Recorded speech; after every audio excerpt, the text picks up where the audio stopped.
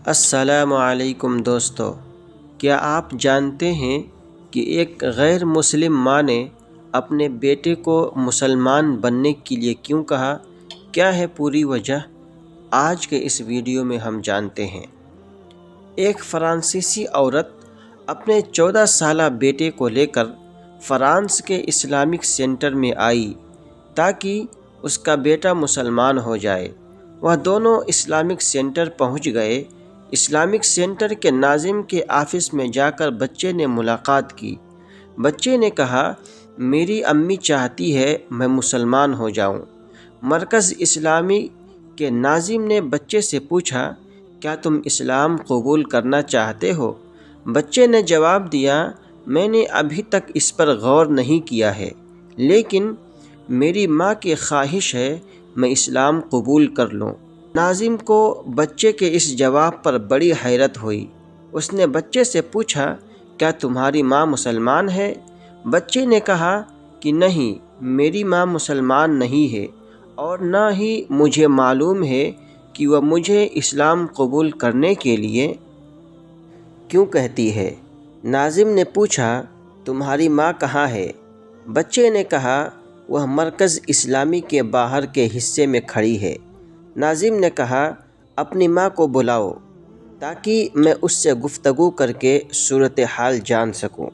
بچہ اپنی ماں کو لے کر ناظم کے پاس آیا۔ ناظم نے ماں سے پوچھا کہ کیا یہ بات درست ہے کہ تم مسلمان نہیں ہو اور چاہتی ہو کہ تمہارا بیٹا مسلمان ہو جائے؟ ماں نے کہا کہ یہ بات بالکل ٹھیک ہے۔ ناظم کو اس جواب پر بڑی حیرت ہوئی۔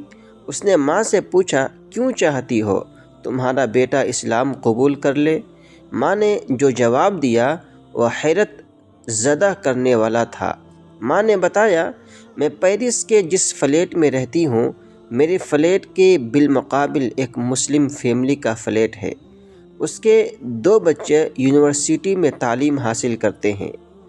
صبح شام جب بھی وہ دونوں بچے گھر سے نکلتے ہیں یا گھر میں داخل ہوتے ہیں، وہ اپنی والدہ کی پیشانی چومتے ہیں اور ہاتھ کو بوسہ دیتے ہیں اور بڑے احترام اور ادب سے اپنی ماں کے ساتھ پیش آتے ہیں، گویا وہ ماں کسی ملک کی پرائم منسٹر ہے۔